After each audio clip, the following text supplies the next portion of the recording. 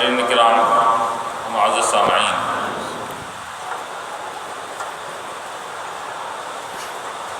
جیسا کہ سابقہ درس میں بھی منافقین کا ذکر آیا تھا، اور آج کی ان آیات میں بھی جس کی ابھی تلاوت کا شرف حاصل کیا گیا ہے، منافقین کی کارستانی اور ان کے عمل کی طرف اشارہ کیا جا رہا ہے کہ منافقین کس طرح وہ ایمان والوں کے ساتھ یا حضور کے ساتھ معاملہ کیا کرتے تھے۔ چنانچہ ارشاد ربانی ہے کہ ان المنافقین، بے شک منافقین، یخادعون اللہ، اللہ کو دھوکہ دیتے ہیں، وہو خادعهم، اور اللہ تعالیٰ ان کے دھوکے کا بہترین بدلہ دے گا۔ اب یہاں پر منافقین کے دھوکہ دینے کا ذکر ہے، اور جیسا کہ منافقین کی تعریف میں بتلا دیا گیا کہ منافق کسے کہتے ہیں، جو صرف زبان سے اپنے آپ کو مسلمان ظاہر کرے، دل میں اس کے ایمان اور اللہ اس کے رسول کی محبت کا یقین اور تصدیق نہ ہو، صرف زبانی دعویٰ اسلام کا کرے تو اسے منافق کہا جاتا تھا۔ تو یہ منافقین اللہ کو دھوکہ دیتے ہیں، کیا معنی؟ مفسرین فرماتے ہیں کہ اللہ کو تو کوئی دھوکہ دے نہیں سکتا۔ یہاں پر یہ منافقین حضور علیہ السلام کو بظاہر دھوکہ دینا چاہتے تھے اور یہ سمجھتے تھے کہ ہم حضور کو دھوکہ دے رہے ہیں۔ تو یہاں پر رسول کو دھوکہ دینے کو اللہ تعالیٰ یہاں پر اللہ کو دھوکہ دینے کے برابر قرار دیا گیا ہے کہ جو لوگ رسول کو دھوکہ دیتے ہیں وہ حقیقت میں رسول کو نہیں، اللہ کو دھوکہ دے رہے ہیں، اس وجہ سے کہ رسول کے ساتھ جو بھی معاملہ ہے وہ معاملہ اللہ کے ساتھ معاملہ کرنے کے برابر ہے کہ رسول کی اطاعت اللہ کی اطاعت، رسول کی بیعت اللہ کی بیعت، رسول کی رضا اور خوشنودی اللہ کی خوشنودی، رسول کی نافرمانی اللہ کی نافرمانی، اور رسول کے ساتھ دھوکہ دینا اللہ کے ساتھ دھوکہ دینا۔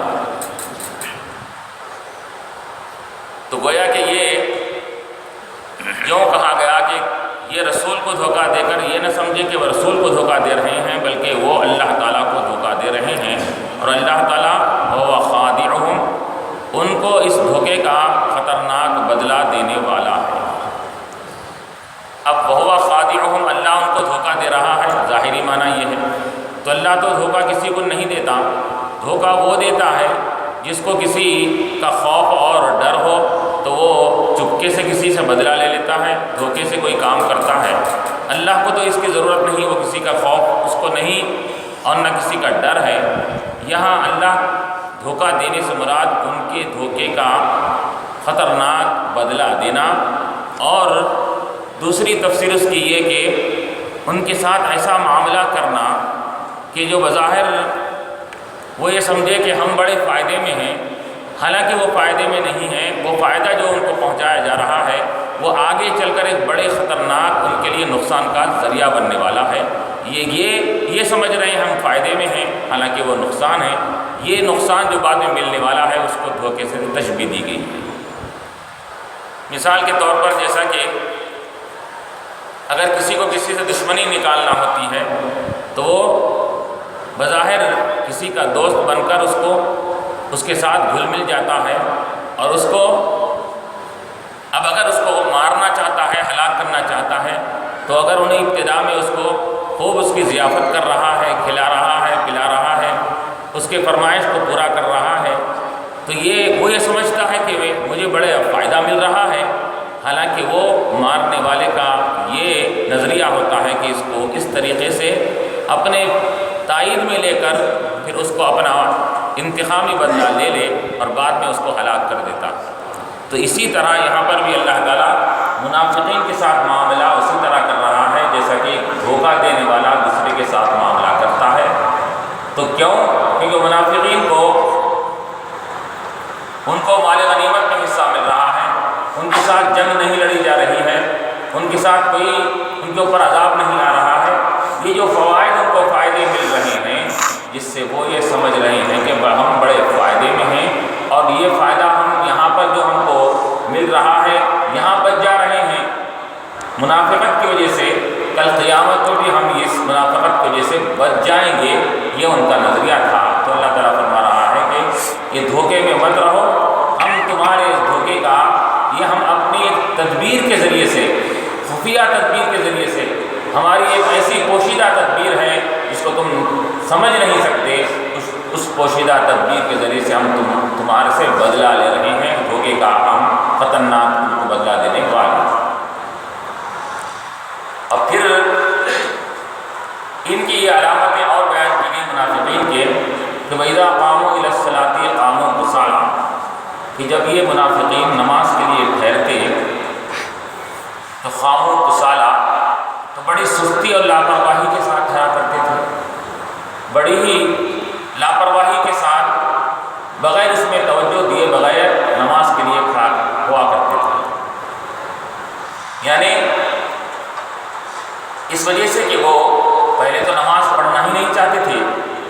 لیکن چونکہ وہ اپنے آپ کو مسلمان ظاہر کرتے تھے، اگر نماز بالکل یا نہیں پڑھیں گے تو کوئی ان کو مسلمان کہیں نہ سمجھے، اس کے وجہ سے وہ لوگ بظاہر مسلمانوں کے ساتھ نماز بھی پڑھا کرتے تھے، لیکن ان کی نماز کیسی ہوتی تھی کہ قاموا کسالى، سستی اور لاپرواہی کے ساتھ نماز پڑھا کرتے تھے۔ اب روایتوں میں آتا ہے کہ نماز کے اندر سستی کرتے یا نفس نماز میں بھی سستی کرتے، یعنی کہ نماز کی حالت میں سستی یہ ہوا کرتی تھی کہ یراؤن الناس ولا یذکرون اللہ الا قلیلا، لوگوں کو دکھانے کے لیے نماز پڑھا کرتے تھے تاکہ یہ ظاہر کرے کہ ہم مسلمان ہیں، تو ولا یذکرون اللہ الا قلیلا، اور نماز کے اندر بہت ہی کم اللہ کا ذکر کیا کرتے تھے، وہ بھی بسا اوقات ذکر کرتے تھے یہ بتلانے کے لیے کہ ہم بھی تمہارے ساتھ نماز ادا کر رہے ہیں، ذکر کر رہے ہیں۔ یہ منافقین کی علامت بیان کی گئی ہے، اور چنانچہ مفسرین اور فقہاء نے فرمایا کہ یہ منافقین کی یہ سستی اور لاپرواہی کی جو نمازیں ہوا کرتی تھی، یہ ان کی منافقت پر علامت اور دلیل تھی۔ اب جیسا کہ روایتوں میں آتا ہے کہ یہ تو نماز کی پابندی نہ کرنا یہ بھی ایک سستی ہے، نماز کو اس کے تمام ارکان کے ساتھ ادا نہ کرنا یہ بھی سستی ہے، نماز کو کے وقت کو ٹال کر آخر وقت نماز پڑھنا یہ بھی سستی اور کاہلی ہے، اور بلا وجہ کے جماعت ترک کرنا یہ بھی سستی اور کاہلی کی علامت ہے، کیونکہ مسلمان کے لیے، مرد کے لیے جماعت سے نماز پڑھنے کو سنت مؤکدہ قرار دیا گیا ہے۔ اب اگر بلا وجہ انہیں نماز جماعت ترک کرتا ہے تو سستی کا اظہار کر رہا ہے، سستی کرنا، یہ کاہلی کرنا یہ منافقین کی علامت ہے۔ بلا وجہ کے تاخیر سے نماز میں آ کر آخر وقت میں نماز میں شریک ہو جانا، آخر وقت نماز ادا کرنا، اور کبھی نماز پڑھنا کبھی نماز نہ پڑھنا، یہ سب علامتیں ہیں منافقین کی۔ چنانچہ حدیث شریف میں آتا ہے کہ عشاء اور فجر کی نماز منافقین پر بڑی بھاری اور بوجھل ہوا کرتی تھی۔ اثقل الصلوات علی المنافقین، منافقین پر نمازوں میں سب سے بوجھل نماز اگر تھی تو فجر اور عشاء کی نماز، کہ وہ دن کے اوقات کی نمازوں میں تو آ جاتی ہے لیکن فجر اور عشاء کی نماز میں سستی اور کاہلی کر کر اس میں اپنے آپ کو شریک نہیں رکھا کرتے تھے۔ تو فجر اور عشاء کی نماز نہ پڑھنا یہ منافقین کی علامت ہوئی۔ اور اسی طرح فقہاء نے فرمایا کہ برہنہ بغیر ٹوپی کے نماز پڑھنا یہ بھی سستی اور کاہلی پر دلالت کرتا ہے، اور یہ بھی علامت ہوئی منافقین کی۔ ہر وہ چیز جو سستی پر کاہلی پر دلالت کرتی ہے وہ چیز نماز کی حقیقت اور اس کی نورانیت کو کھونے والی بنے گی۔ ایمان والا یہ نماز کو کاہلی اور سستی سے نہیں کرتا، بلکہ وہ نماز کو ادا کرتا ہے تو بڑے خشوع و خضوع کے ساتھ اور چستی اور تمام تر توجہ کے ساتھ نماز کو ادا کرتا ہے۔ یہ ایمان والے کی نماز ایسی ہوا کرتی ہے۔ اب اگر کوئی ان صفات کو اختیار کرتا ہے تو علماء فرماتے ہیں کہ وہ اپنے اعمال کی خبر لے کہ اگر کوئی ان سستی کے کاموں میں سے کوئی کام اس کے اندر پایا جا رہا ہے تو اس کو دور کرنے کی کوشش کرے، کیونکہ سستی اور کاہلی کے ساتھ جو نماز ادا کی جاتی ہے وہ اللہ کو پسند نہیں ہے، وہ منافقین کی نماز کہا گیا، اللہ تعالیٰ نے کہا ہے۔ بلکہ حکم یہ دیا گیا ہے کہ صلو کما رأیتمونی اصلی، اے لوگوں نماز پڑھو جیسا کہ مجھ کو نماز پڑھتا ہوا تم دیکھتے ہو۔ حضور نے فرمایا میں کس طرح نماز پڑھتا ہوں اس طرح نمازیں ادا کیا کرو۔ کہ تمام ارکان کو انتہائی توجہ کے ساتھ خشوع و خضوع کے ساتھ اب نماز کو ادا کر رہے ہیں۔ اور ایک نماز منافقین کی وہ بھی نماز کہا گیا ہے حدیث میں کہ جو مرغ کے ٹھونگ کی طرح ٹھونگے مارتا ہے اور 2 رکعت نماز ادا کر لیتا ہے اور چلتا بنتا ہے، نہ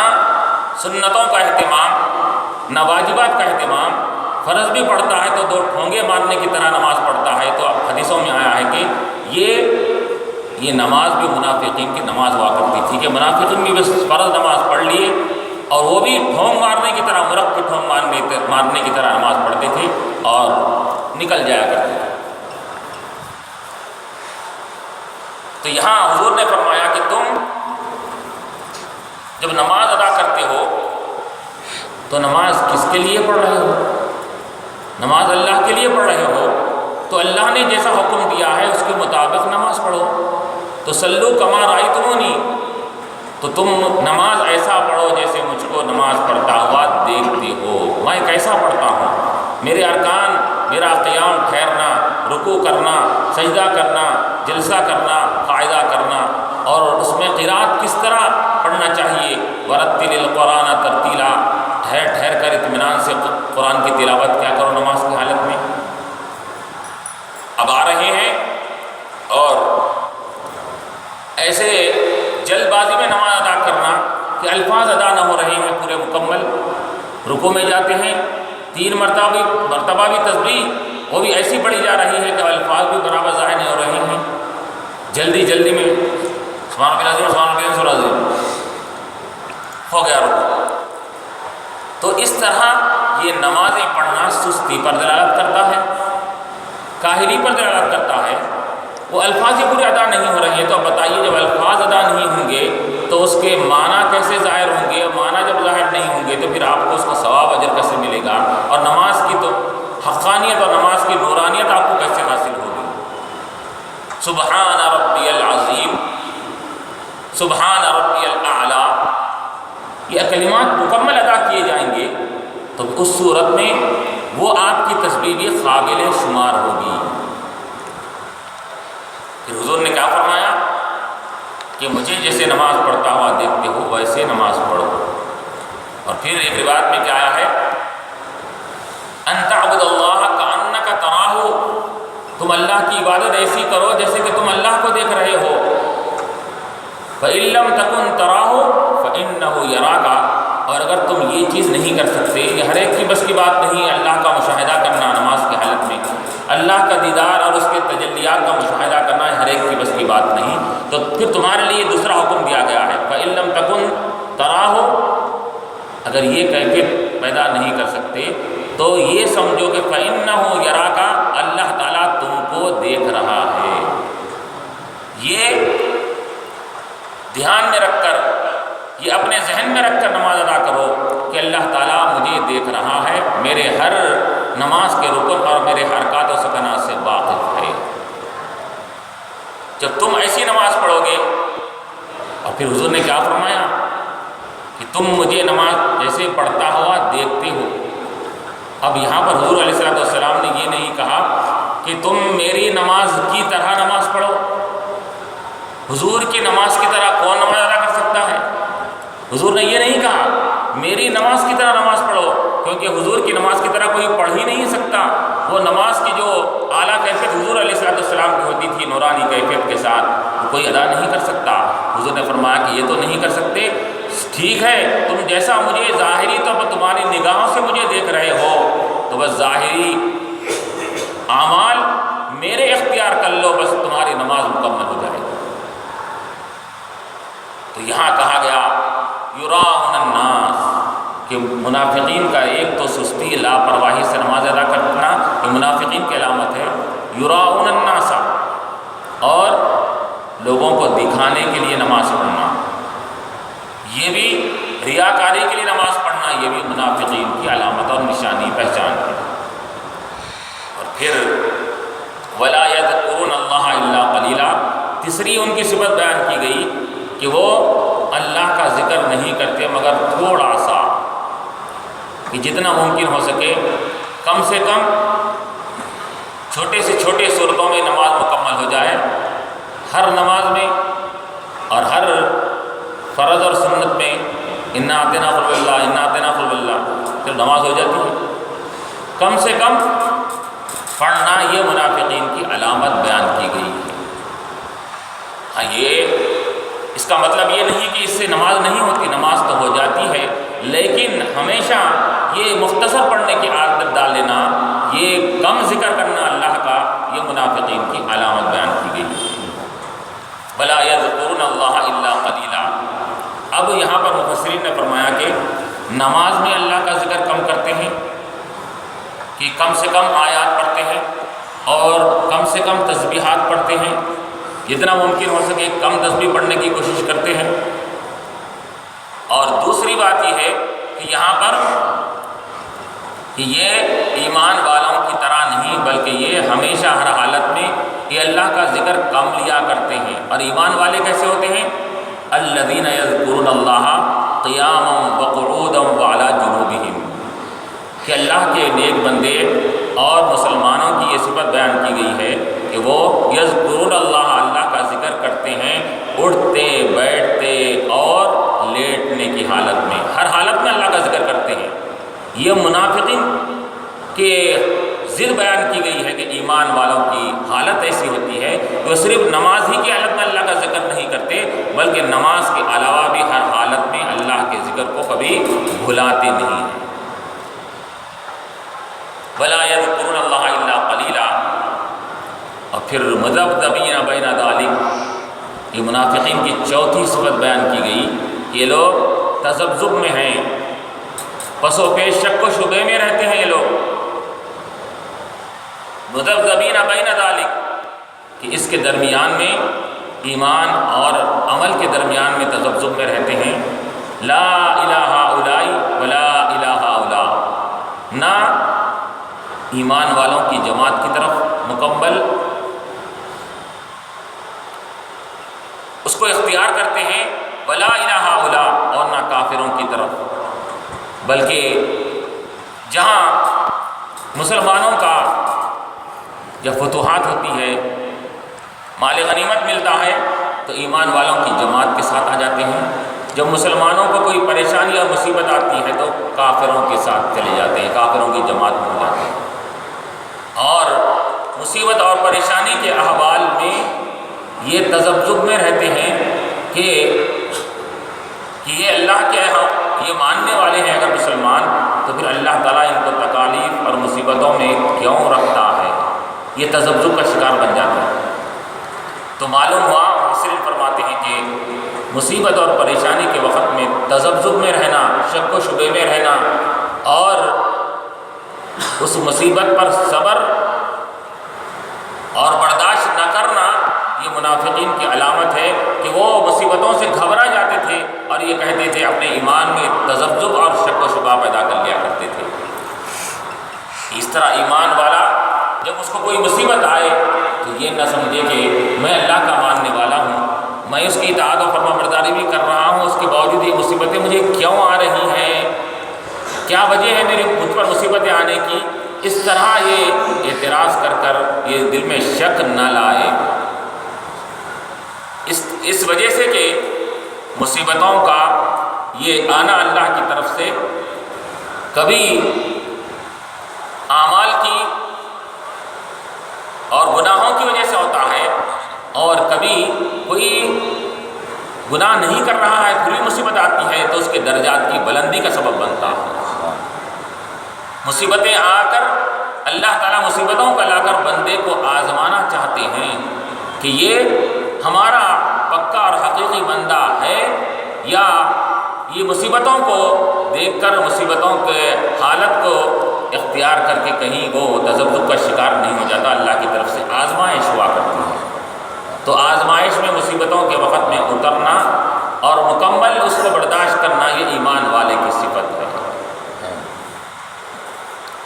مذبذبین بین ذلک لا الہ الا ولا الہ الا ومن یضلل اللہ فلن تجد له سبیلا، اور جس کسی کو اللہ تبارک و تعالیٰ گمراہ کر دے تو فلن تجد له سبیلا، تو تم اس کے لیے کوئی راستہ نہیں پا سکتے کہ اب اس کو ہدایت نہیں مل سکتی۔ جس کو اللہ تعالیٰ گمراہ کر دے اس کو پھر ہدایت نہیں مل سکتی۔ اب یہاں اللہ جس کو گمراہ کر دے کا مطلب یہ نہیں کہ اللہ تعالیٰ بلا کسی بندے کے قصور کے اس کو گمراہ کر رہا ہے، ایسا نہیں۔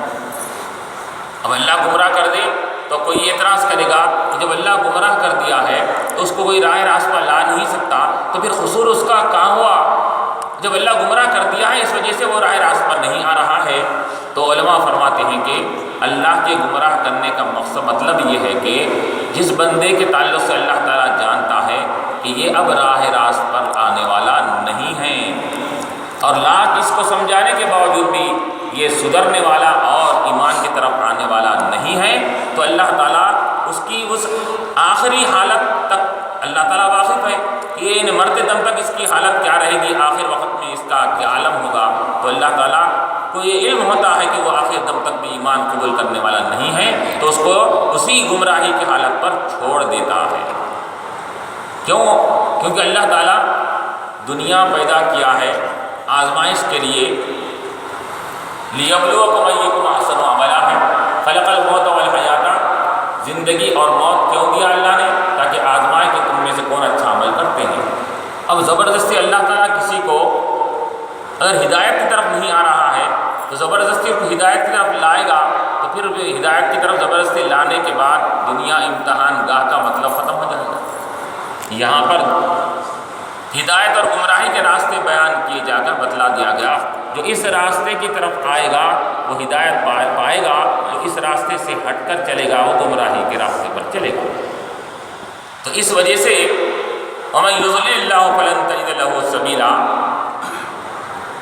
کہ جس کو اللہ تعالیٰ گمراہ کر دے تو اس کے لیے کوئی راستہ نہیں۔ یہ مطلب کہ اب اس کے لیے جب مہر اللہ تعالیٰ کی طرف سے لگ چکی ہے کہ وہ گمراہی پر ہی رہے گا، اب اس کو کوئی ہدایت نہیں دے سکتا۔ پھر آگے فرمایا جا رہا ہے یا ایھا الذین آمنوا لا تتخذوا الکافرین اولیاء من دون المؤمنین، کہ اے ایمان والو کافرین کو تم ایمان والوں کو چھوڑ کر کافرین کو دوست مت بناؤ۔ لا تتخذوا الکافرین، کفار کو مت بنا اولیاء دوست، من دون المؤمنین، مؤمنین کو چھوڑ کر۔ اب اس آیت کے شان نزول کے تعلق سے علماء نے لکھا کہ مدینہ منورہ میں جب ابھی اسلام کو شان و شوکت حاصل نہیں ہوئی تھی، اسلام کا سورج ابھی چمکا نہیں تھا، تو ابتدائی وقت میں جہاں مدینہ منورہ میں جو مسلمان رہا کرتے تھے وہ ان کو انصار کہا جاتا ہے، وہ انصار سے وہاں کے یہود اور کفار سے آپس میں دوستی تھی، محبتیں تھیں، تعلقات تھے۔ اب جب اسلام کو کہ روشنی حاصل ہوئی اور اس کو ترقی ملی، تو اب ان کو حکم دیا گیا کہ تم کافروں سے اور یہودیوں سے دوستی نہ کرنا، تو وہ انصار حضور پاک علیہ الصلوۃ والسلام کی خدمت میں آ کر عرض کرتے ہیں، یا رسول اللہ، یہ ہماری پرانی ان سے تعلقات ہے، پرانی ان سے دوستی ہے، پرانی ان سے قلبی اور میلانی تعلقات ان کے ساتھ ہمارے ہیں، تو ہم ان سے دوستی نہ کریں تو پھر کس سے دوستی کریں؟ تو یہ آیت کریمہ نازل ہوئی کہ اے ایمان والو، تم کافرین سے نہیں بلکہ ایمان والوں سے، جو تمہارے انصار بھائی مسلمان ہیں ان سے، یا جو مکے سے ہجرت کر کے جو مہاجرین تمہارے پاس آ رہے ہیں ان سے تم دوستی کا اظہار کیا کرو۔ کافر اس لائق نہیں ہیں، یہود اس لائق نہیں ہیں کہ وہ تمہارے دوستی کے قابل ہو سکے، یہ ان کے لائق نہیں۔ تو یہاں روک دیا گیا، الا تتخذوا الکافرین اولیاء من دون المؤمنین، کہ اب وہ جو پرانے تعلقات ہیں، اب وہ تعلقات خاندانی تعلقات بھی تھے، وہ آپسی کاروباری تعلقات بھی تھے، اور ان کے رشتہ دار دوست احباب بھی تھے۔ تو یہاں بتلا دیا گیا کہ لاکھ تمہارے اگر وہ رشتہ دار ہوں، اگر وہ ایمان کی دولت سے اگر بہرمند نہیں ہیں، ایمان کی دولت سے مشرف نہیں ہوئے ہیں، تو تمہارے خاندان والے، قرابت دار، رشتہ دار، دوست احباب کیوں نہ ہو، ان سب کو چھوڑ دینا پڑے گا، ان سے دوستی کا اظہار نہیں کرنا چاہیے۔ اتریدون ان تجعلوا للہ علیکم سلطانا مبینا، کیا تم چاہتے ہو اے لوگو ان تجعلوا للہ علیکم سلطانا مبینا، کہ تم چاہتے ہو کہ تم بناؤ اللہ کے لیے اپنے اوپر ایک واضح حجت اور دلیل، ایک ظاہری حجت اور دلیل بنانا چاہتے ہو، یعنی اگر تم ان سے دوستی کرو گے تو یہ واضح دلیل اور ثبوت مل جائے گا کہ گویا کہ تم ان سے محبت کرتے ہو، ان سے تعلقات کو باقی رکھتے ہو، تو یہ حجت اور دلیل تمہارے لیے کل قیامت کے دن نقصان کا ذریعہ بنے گی، کیونکہ اللہ کا حکم ہے کہ تم ان سے دوستی مت کرو۔ اگر تم دوستی کا ہاتھ بڑھاؤ گے تو پھر یہ سلطان مبینہ، یہ واضح حجت اور دلیل ہو جائے گی تمہارے منافقین سے دوستی کرنے کی وجہ سے کہ تم نے ایمان کا کما حق ادا نہیں کیا، اس وجہ سے ان کی دوستی سے تم کنارہ کشی اختیار کرو۔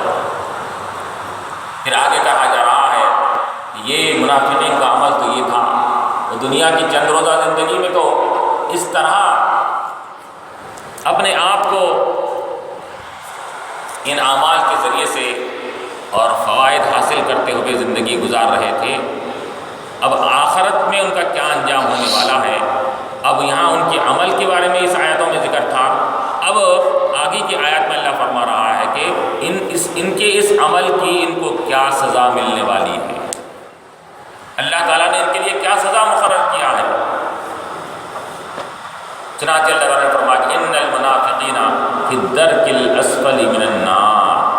کہ منافقین انتہائی جہنم کے نچلے طبقے میں رہیں گے،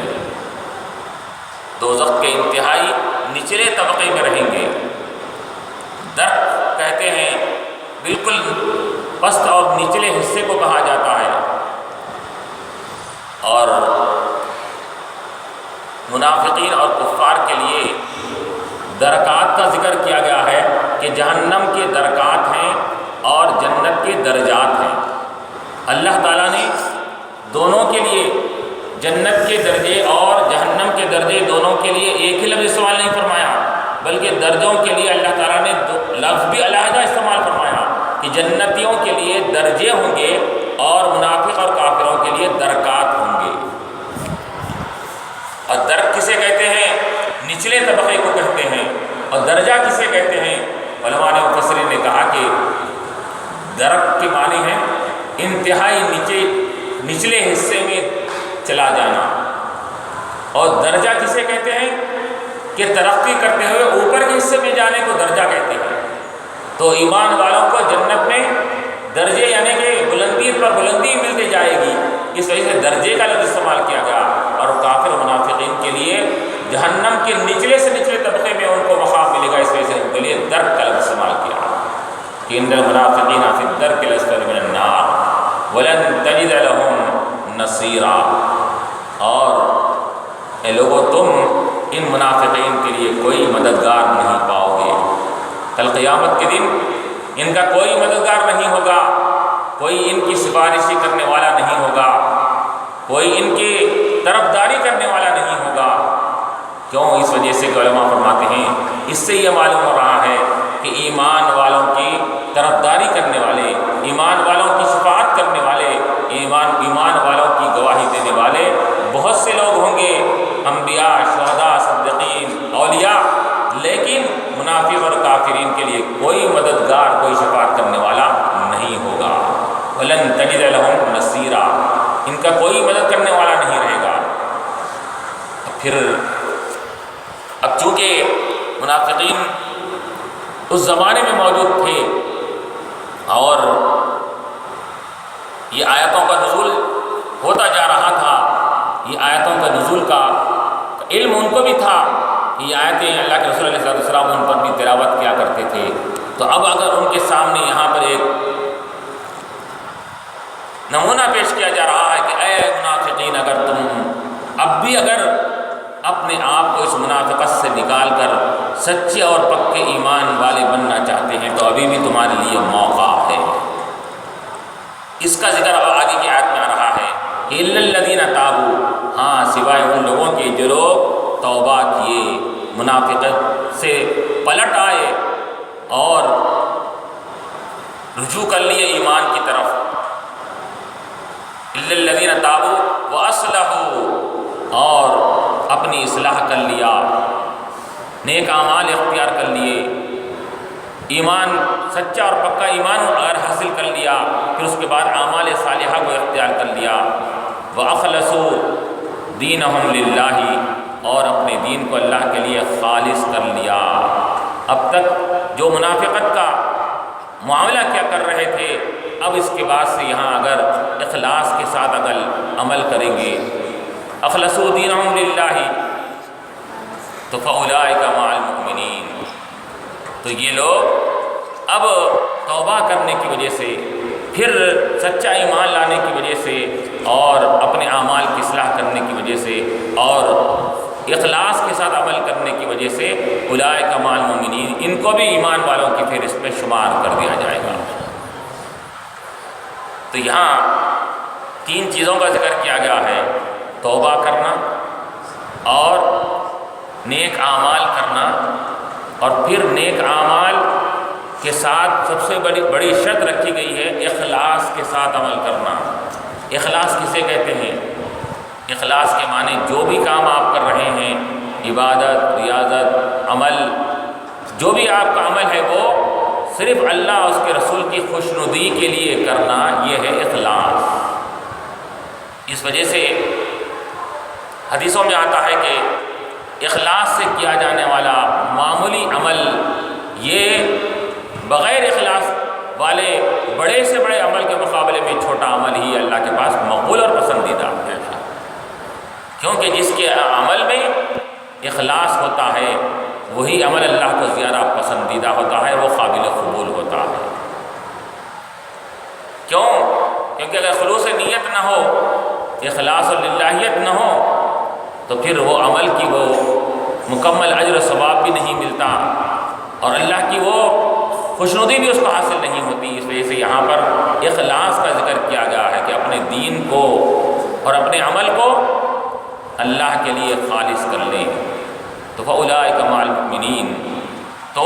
یہ لوگ ایمان والوں کے ساتھ شمار کیے جائیں گے۔ وسوف یؤتی اللہ المؤمنین اجرا عظیما، اور یاد رکھو کہ اللہ تبارک و تعالیٰ ایمان والوں کو اجر عظیم، بڑے اجر سے سرفراز فرمانے والا ہے۔ جو سچے اور پکے ایمان والے ہوتے ہیں تو اللہ تعالیٰ ایسے لوگوں کو وسوف یؤتی اللہ، کہ اللہ تعالیٰ عطا فرمائے گا المؤمنین، ایمان والوں کو، اجرا عظیما، اجر عظیم سے سرفراز فرمانے والا ہے۔ اگر یہ بھی سچے اور پکے ایمان والے ہو جائیں گے تو مومن کو جیسا اللہ اجر عظیم کی خوشخبری سنا رہا ہے، ان کو بھی وہ اجر عظیم اللہ تعالیٰ عطا فرمائے گا۔ ما یفعل اللہ بعذابکم ان شکرتم وآمنتم، کہ اللہ تعالیٰ فرما رہا ہے یہاں پر کہ منافقین کو وہ جو عذاب کی بارے میں خبر دیا گیا ہے، خطرناک عذاب دے گا، اور ایمان والوں کو اجر عظیم سے سرفراز فرمائے گا۔ تو یہاں اب اس کا خلاصہ